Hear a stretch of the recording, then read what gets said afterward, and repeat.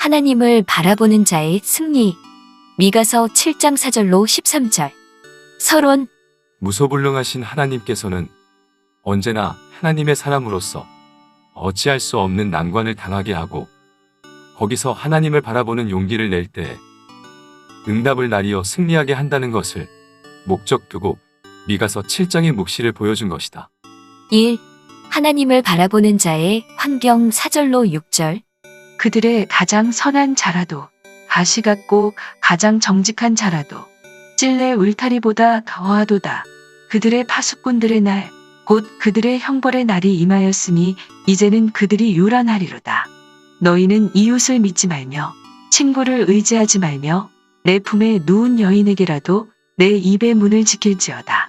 아들이 아비를 멸시하며 딸이 어미를 대적하며 며느리가 시어미를 대적하리니 사람의 원수가 곧 자기의 집안 사람이리로다.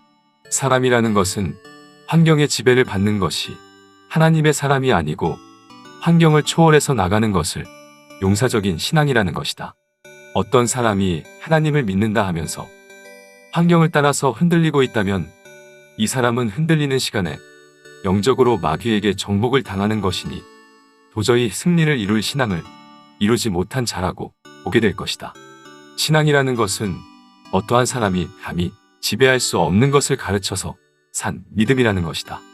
언제나 하나님은 믿음이 강한 자를 내세우기 위해서는 극도로 부패한 사회를 이루어 놓고 악화된 환경을 당하게 한 다음에 그 환경 속에서도 당신의 사람을 통하여 영광을 받으시는 것이다. 엘리야 때에도 엘리야 한 사람만 내놓고 다 바알 신 앞에 정복을 당했고 그 밖의 사람들은 숨어있는 상태에서 떨고 있었던 것이다. 모세 때에도 하나님을 찾는 자가 많이 있었지만 다 환경의 지배를 받고 원망할 때에 모세가 용기 있게 하나님을 바라보고 나갈 때에 대승리를 이루는 역사는 훈련이 나타났던 것이다. 우리가 지금 당한 환경은 미가서 7장 1절로 6절의 환경이라 아니할 수 없다. 이러한 환경을 당한 우리들은 이 본문을 가지고 큰 힘을 얻는 우리가 되어야 할 것이다. 왜냐하면 이것은 미가 선지를 위하여 기록된 묵시가 아니고 알세의 남은 종이 될 변화성도에 대하여 보여준 묵시라고 보게 된다. 그러므로 믿을 사람이 없게 될 때에 하나님 당신만을 바라보고 나가라는 것인 줄 알고 용기 있게 나가야 할 것이다. 2. 부족한 자라도 승리하도록 역사하신다. 7절로 10절. 오직 나는 여호와를 우러러보며 나를 구원하시는 하나님을 바라보나니 나의 하나님이 나를 들으시리로다. 나의 대적이여 나로 인하여 기뻐하지 말지어다. 나는 엎드러질지라도 일어날 것이요 어두운데 앉을지라도 여호와께서 나의 빛이 되실 것이미로다. 내가 여호와께 범죄하였으니 주께서 나를 위하여 심판하사 실현하시기까지는 그의 노를 당하려니와 주께서 나를 인도하사 광명에 이르게 하시리니 내가 그의 의를 보리로다. 나의 대적이 이것을 보고 부끄러워하리니 그는 전에 내게 말하기를 내 하나님 여호와가 어디 있느냐 하던 자라. 그가 거리에 진흙같이 밟히리니 그것을 내가 목도하리로다. 우리의 승리라는 것은 우리가 완전함으로 승리하는 것이 아니고 여호와께서 우리에게 응답하는 목적은 약해서 넘어져도 일으켜주는 응답이요 아무리 흑암이 와도 빛을 비춰주는 동시에 실수가 있어도 깨닫도록 책망을 하면서 인도해 주시는 역사이다. 왜냐하면 택한 자의 원한을 풀어주는 것이 응답이니 하나님은 완전치 못한 인간의 본질을 아시기 때문에 응답을 나리시되 미리 아시고 본문의 묵시로 보여준 말씀이니 베드로가 아무리 장담을 해도 실수할 것을 먼저 아시고 또 그를 향하여 위로의 말을 하셨던 것이다.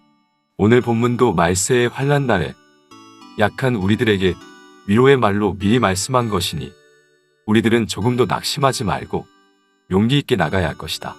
예를 든다면 전쟁에 나갈 군대가 엎어지고 쓰러진 부상자가 있다 해도 그 사람을 속히 고쳐줄 책임이 상부의 책임인 것 같이 하나님께서 당신의 종들을 내세워서 싸울 때에 부상을 당하는 일이 있다 하여도 필연코 승리하도록 해주겠다는 약속의 말씀이다. 어떤 사람이 넘어질 때에 낙심을 하고 만다는 것도 이 진리를 믿지 않는 죄여 캄캄한 흑암이 올 때에 겁을 내고 나서지 못한다는 것도 이 진리를 믿지 않는 죄가 될 것이다. 우리는 이 진리를 담대히 믿고 나갈 때 하나님은 책임지고 역사해서 승리하도록 할 것이다. 3. 세계적인 대승리를 보게 된다. 11절로 13절. 내 성벽을 건축하는 날, 곧 그날에는 지경이 넓혀질 것이라.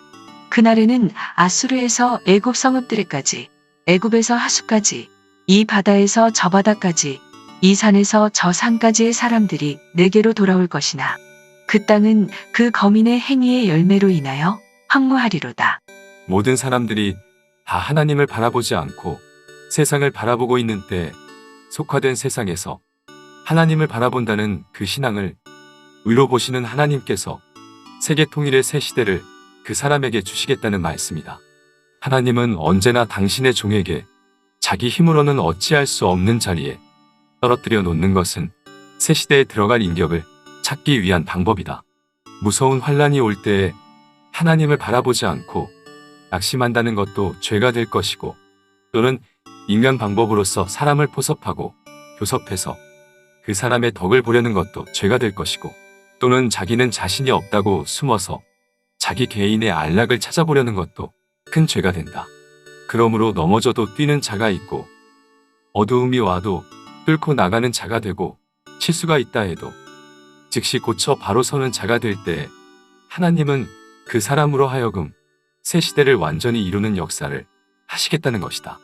언제나 하나님은 당신의 영광을 나타내기 위하여 인간의 힘으로 감당 못할 환경을 이루어 놓는 것이니, 우리는 언제나 어찌할 수 없는 난관이 올 때 하나님이 나타나는 때가 온 것을 알고 용기 있게 나가는 자라면 누구든지 다 새 시대를 승리의 왕권으로 받게 될 것이다.